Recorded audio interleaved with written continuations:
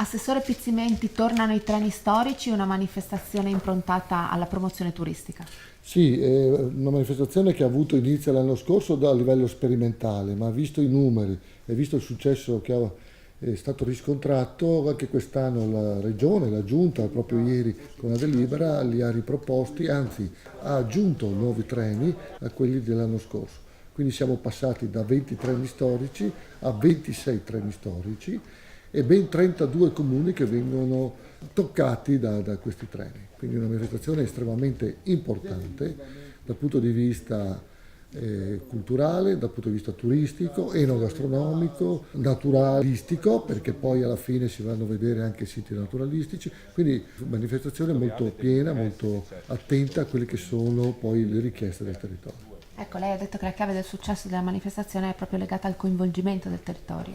Ecco, io l'ho detto un attimo fa, davanti a tutti i sindaci, alla Fondazione, a Trenitalia, e quindi come si vede ci sono tanti soggetti che per poter ottenere un risultato di questo tipo devono mettersi assieme e ovviamente poi completare il tutto con le richieste del territorio. Ecco, questa è la bontà di questa manifestazione. È nata dal territorio, ha avuto la partenza così dal territorio, è stata recepita dalla regione, è stata messa a punto dalla regione, la regione ha fatto un po' da regia, ha messo i finanziamenti, perché sono sempre 400.000 euro di finanziamenti, quindi mi pare un risultato di squadra ottimo.